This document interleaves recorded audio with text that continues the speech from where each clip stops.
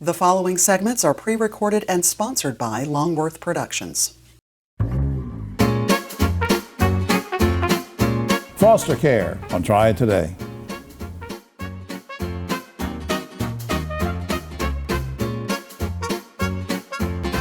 Hello everyone, I'm Jim Longworth. Welcome to another edition of Triad Today, coming to you from the Kernersville Auto Museum. You see all the cars behind me. Oh, it's a great place. We're going to tell you more about it later on, but it's free to come in here, and we hope you will. We'll have a roundtable coming up later on as well. We'll get into all sorts of controversial topics with those guys, so stay tuned. Lots in store for you in the half hour. What we want to start, though, is talking about the very important topic of foster care. We do it with two great folks, great community servants. On my immediate right, Carlo Moser, he's coordinator of something called the LIGHT program. We'll tell you what that is about under Crosby Scholars. And, of course, our good friend who made her first visit here 18 years ago, Mona Lovett, President and CEO of Crosby Scholars. Good to see both of you. Great to see you. Great to see you. Mona, I'm going to start with you. Let's remind everybody, what's the mission of Crosby Scholars? Crosby Scholars is designed to help students prepare for post-secondary educational opportunities. We're a college access program open to all students in public school in Forsyth County.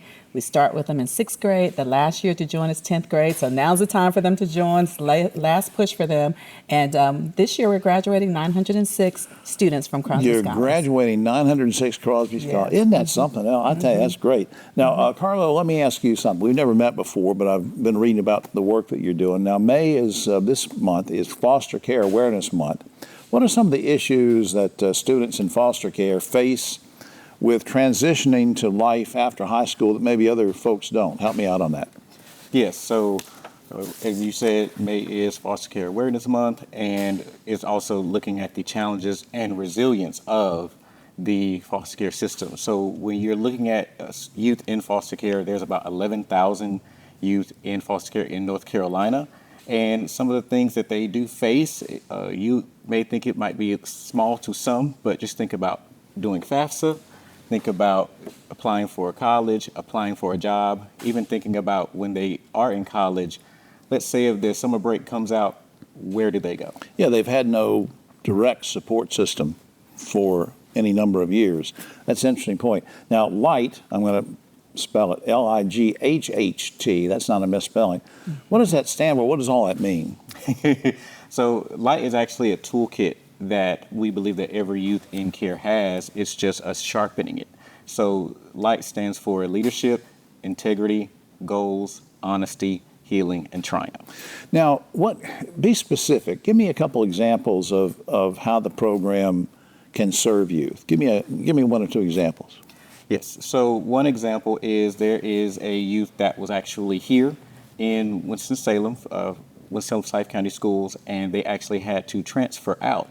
And what we were able to do was connect with that student even outside of the county. Oh, okay. And that actually gave the youth a level of confidence to continue on with their educational goals. Isn't that something?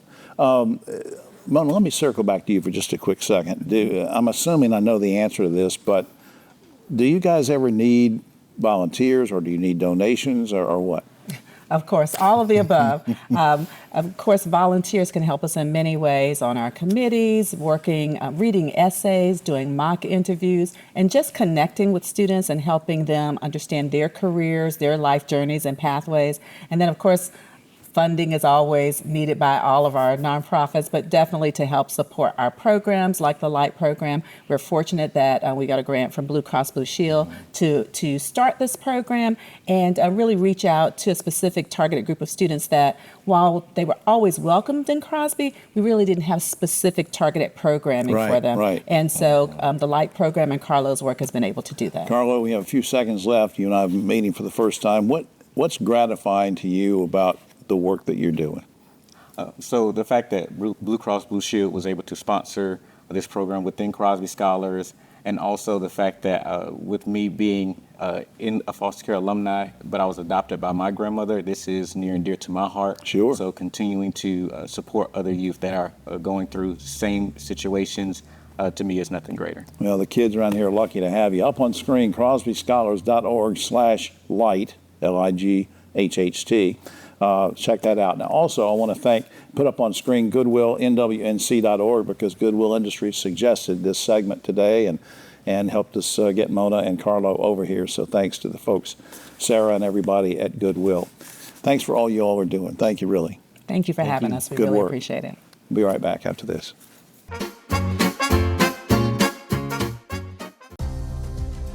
North Carolina's economy is growing, bringing new businesses and opportunities. The need for electricity is growing too. At Duke Energy, we're meeting the challenge, providing even more electricity that's cleaner, reliable, and that stays affordable. We're getting out of coal and reinvesting in our communities with a diverse, balanced mix of energy sources and making targeted upgrades to the grid so that North Carolina can thrive in a smarter energy future. The world's brightest are Fulbrights, Goldwaters, McNairs, and Spartans. Prestigious doesn't have to be expensive. UNCG. Find your way here.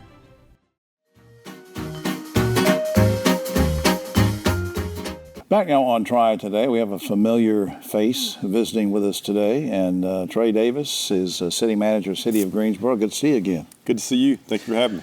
You and Carla sent me some email information ahead of time and said we're going to talk about housing. And there's something that was on the email called Road to 10,000. Did I get that right? Yes, sir. What is that all about, and what's the overall goal? So the Road to 10,000 is about Greensboro meeting the moment. We know that over the next couple of years, as a demand for housing, there's research that has been done, part of the Carolina Corps' efforts to advance economic development in this region. And so Greensboro's portion of that housing need is about 10,000 homes. Actually, I'll tell you a little secret. I wanted to say more, but we're going to start at 10,000. Okay. But we're looking to achieve 10,000 livable housing units in the next couple of years. All right. Now, how are you going to? This all sounds great, but let me come at you with a pick at you for just a second. How are you going to streamline the development process to get this going? So a couple things that we've started already. One, our internal team, which is comprised of folks from our housing department, also folks from our planning, which is going to be tremendously important. A couple different areas are involved internally. That allows us to take a look at what are our permitting processes, what things in our zoning and planning processes do we need to look at to reshape so that not that we compromise on safety, but that we make it easier to work with for our developers and our builders that come to the area to address the housing need that we have. Not as many obstacles. Right, absolutely. Now, is the community helping at all, or can the community help with this? The second part of what we're doing is convening an external task force comprised of folks from our building community, but also folks that represent different spaces in our community. We have people from the finance department areas of life. We also have people that just have an interest to make sure they're part of Greensboro's community and they want to make sure they give input.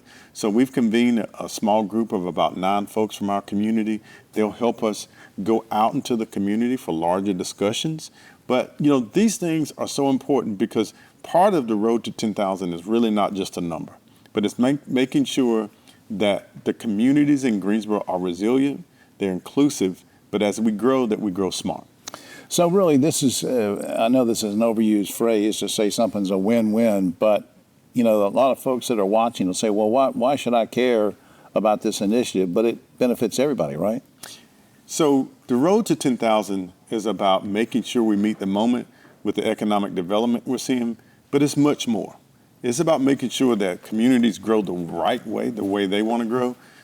A portion of what you'll see with this initiative also is to revitalize existing areas in our communities that historically have been forgotten about.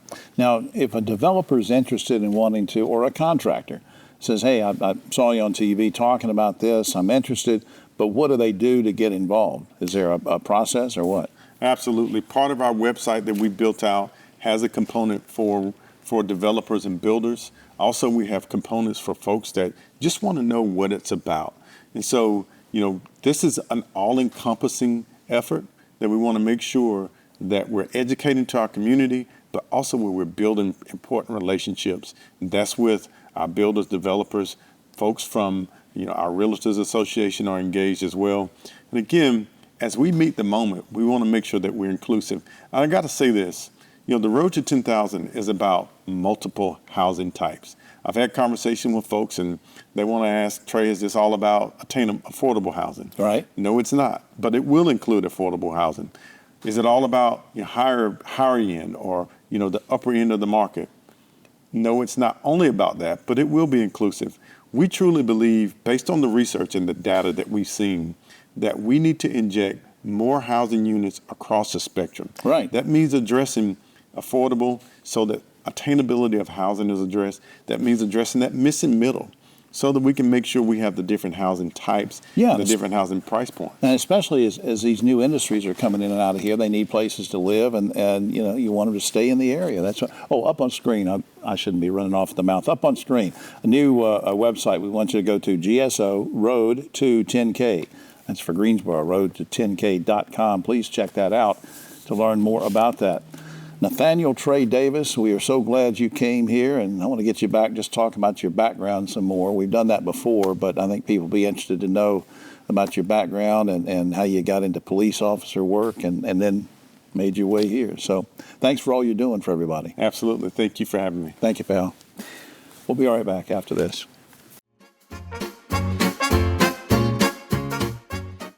Hi, I'm Jim Longworth, reminding you that Triad Today also airs on GTN Spectrum Channel 13 and streams on WFMY Plus, free on Roku and Amazon Fire.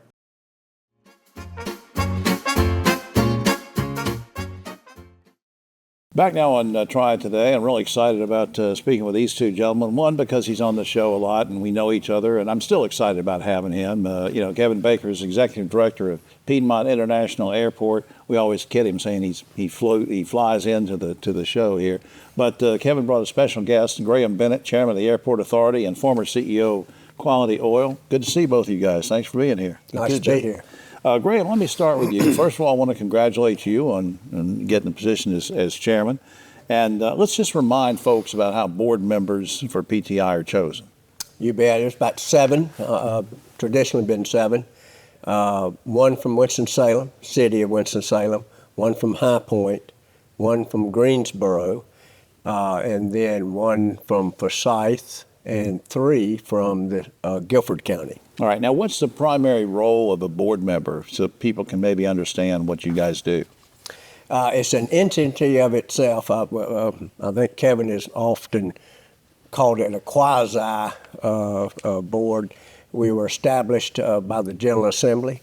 We are represented by all the 3 Triad cities, Winston-Salem, Greensboro, and High Point. But we are our own body. And we're almost act like a board of directors is the easiest way to understand it. It's not a government board, but more like a business board. And we make sure everything is financially fit and the strategy is in place. But truth be told, we follow Kevin Baker's lead, and we've been happy to do that for many a year. Yeah, I know how that is. Hey, Kevin, since he just mentioned you and gave you a compliment, give us a quick rundown on the current and historical board. What's the nature of that? Yeah, I mean, I think Graham hit it on the head that this board really behaves just like the board of a small company, more so than a public body, and it is a quasi-municipal body, as Graham said. But, traditionally, and this goes all the way back to as long as I've been around here, and certainly I wouldn't have taken this role if this were not the case. This board has always been a board of really high-performing individuals like Graham, the heads of industry, doctors, lawyers, educators, et cetera, who all have continuously come together for the interest of the airport and the airport alone. Right. Graham, where's the future of the airport headed, do you think? I think momentum builds momentum. We've been on a pretty good roll. It was the foresight of past board members 20, 30 years ago to think about a runway 50 years ahead, start acquiring land. And Kevin was here 10, 15 years ago, thereabouts. And they pretty much set a path of strategy. We were not going to be Charlotte. We're not going to be Raleigh. Right. But we're a job creator. And all the different industries and support industries that are around you, and Kevin's been sort of instrumental in doing that. Before time runs out, and this isn't, we didn't rehearse this or anything, but you and I were talking before we started about your late father, Bert, who was a hero of mine and my family. He was all about public service. What is that sort of where you got your penchant for wanting to do public service? It's certainly in my DNA, and he was my hero as well. I had the great joy of working with him at Quality Oil Company for many years and never had a bad moment. But it was community was always on his mind and the betterment of folks, and he liked to do it behind the scenes, but he was mighty good at it. Oh yeah, and people, I just tell the young folks too. Look up Burt Bennett on the, as George Bush used to say, on the Google, and find out more about that. Up on screen, flyfrompti.com is the general website, which I hope you will do, and you can check schedules and all sorts of programs and things that are going on. Flyfrompti.com. To Kevin and Graham Bennett, I want to thank both of you for being here. And and Graham, if I should have a complaint about Kevin, can I call you at home? You call my cell phone anytime. Right. That'd be his cell phone number. That's right. That's right. Join the crowd. That's right. All right. Thanks, guys, for doing this. Most and congratulations again. Thank you. We'll be right back after this.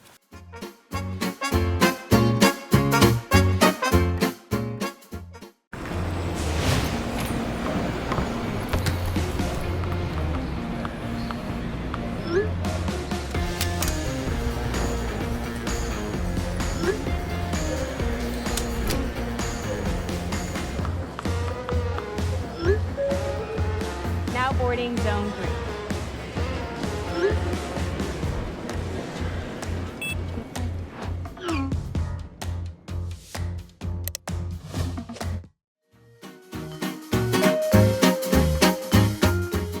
Back now on Triad Today, we're going to talk about something that everybody hates. But I don't mean Pat. No, we're not really.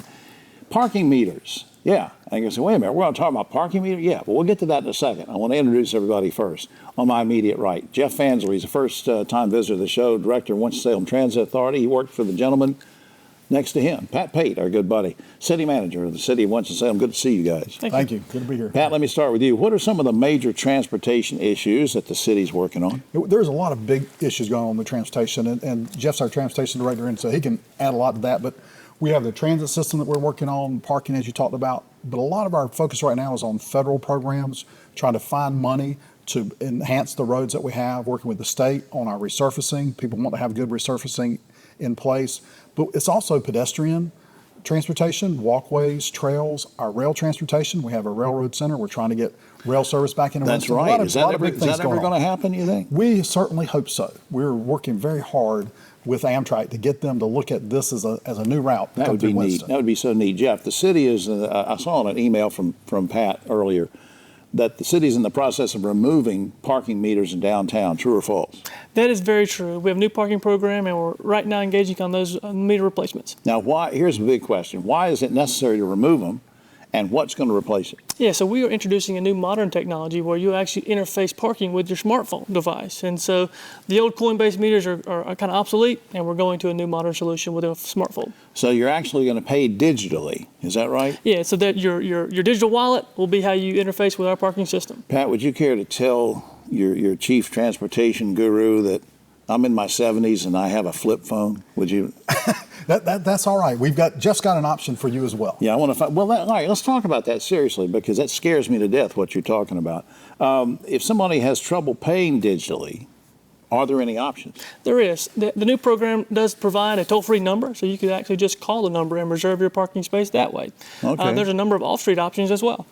Now, is this just for, when you're talking about that, it reminds me, is it just for on-street parking? Is this going to affect just that or what? Yeah, phase one we've rolled out does affect only on-street. We do have plans to integrate this into our municipally managed parking decks, our off-street facilities, but that'll be toward this fall. All right, now correct me if I'm wrong, Jeff. When you talk about all this parking that's available in the city of Winston-Salem, some of it is managed by the city, but then some of it is privately owned, right? Now, how are, and again, I'm not smart on this technology, how is the technology going to know the difference between the two types of parking lot?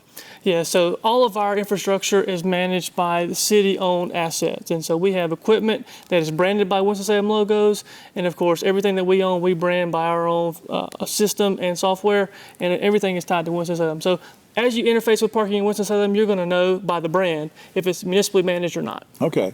Wrap us up here, Pat, just in a few seconds. How's the city planning for the future in terms of the transportation needs? Anything you want to share with us? I know you mentioned it first when we started about some of the things that it's going to encompass, but how are we going to plan for the future? Yes, transportation planning is such a long-term effort. It takes sometimes 20 to 30 years. The Beltway is a good example.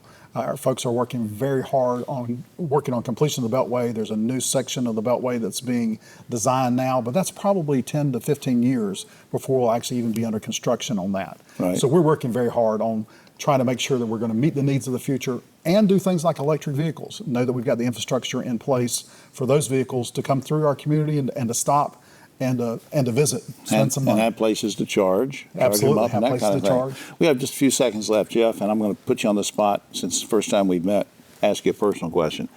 When did you get interested in this field? I mean, who or what led you to this kind of career?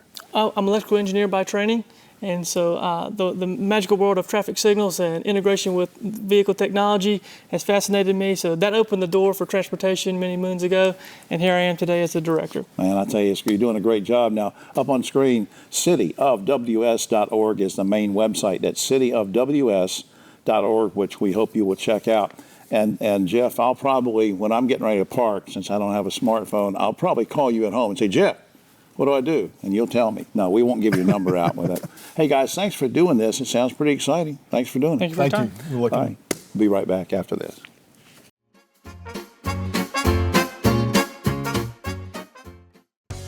Hi, I'm Jim Longworth, reminding you to catch my column Longworth at Large and Yes Weekly every week. It's available throughout the Triad, or you can go online, yesweekly.com.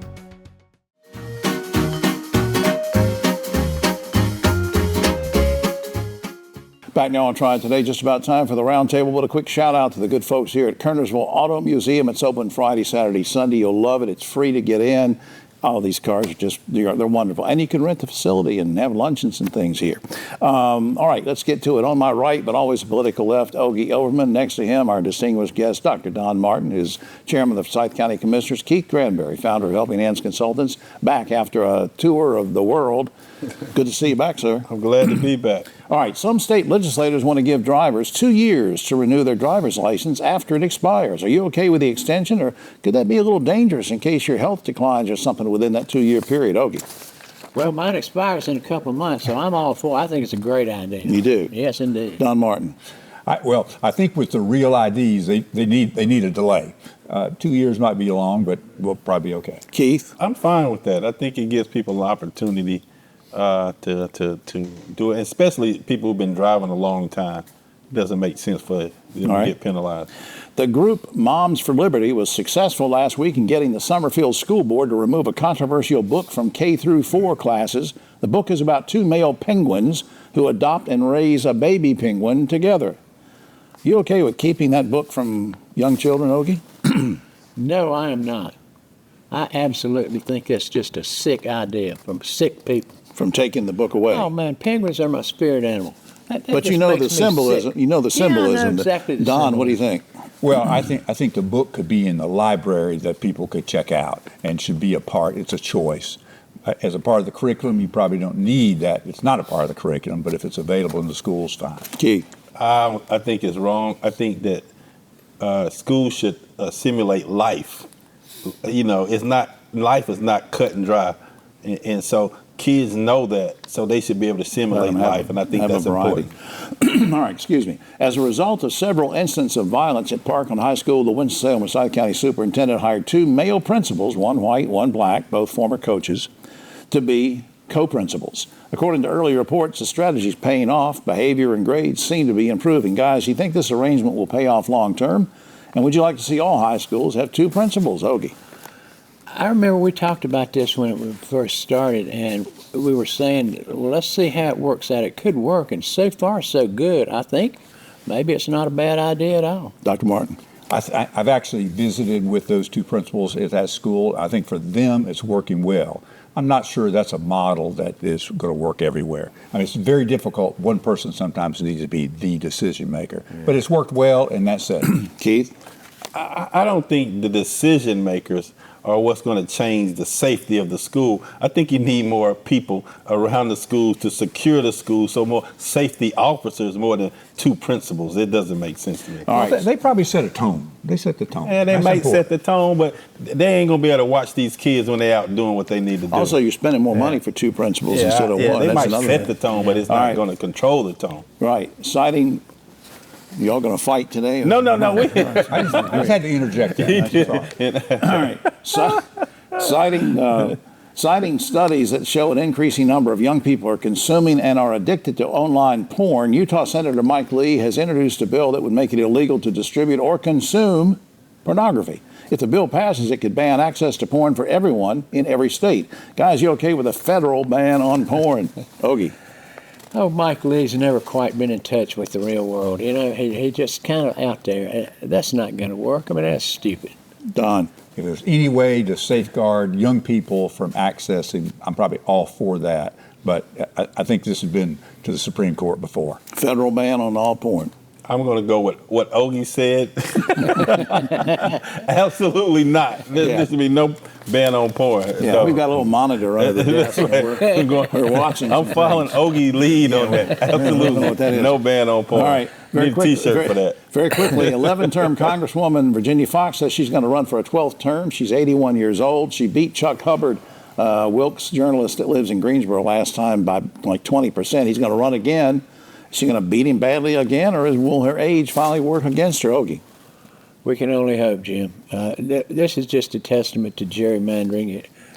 She's been in there way too long. And she's gotten a little bit radical, I think. Anyway, all right, Don. Don't think her age will matter. Okay. Keith. You said she got a little bit radical. She's getting, well, she gets angry. She told the media to shut up a couple times. She's getting a little edgy. I think that she's very secure in that seat. All right. Thanks, as they were saying, thanks to gerrymandering. All right, finally, according to the website pitchup.com, there's been a 700% increase in people wanting to know where they can camp out naked. Yeah. Guys, have you ever camped out naked? And if not, would you consider doing so, Ogie? Well, we used to go to this bluegrass festival in Camp Springs. And I was kind of one of the ringleaders of I don't know why I even bothered to ask you. Don, have you ever camped out naked? Would you? I've not. And I would. And you know, would there not? are bugs and creatures out there in camping. Keith, have you ever camped out naked? Would you camp out naked? I haven't camped out naked. That's just too much for general consumption. I don't. They don't need to see. You've heard if people walk by, they would not. That's just too much. They would not be able to process. They could not process it all. All right. Well, we bear all here on Triad Today. All right. That's all the time we have. Oh, except for this. Archaeologists now tell us, this is a great study, they said that it's true, prehistoric women, so as far back as prehistoric women, they would use their special skills to trap and attract an unsuspecting older male. It's what scientists refer to as the Belichick principle. Oh. Good. I don't know what that means. All right, for all of us here on Triad Today, I'm Jim Longworth. We'll see you next week.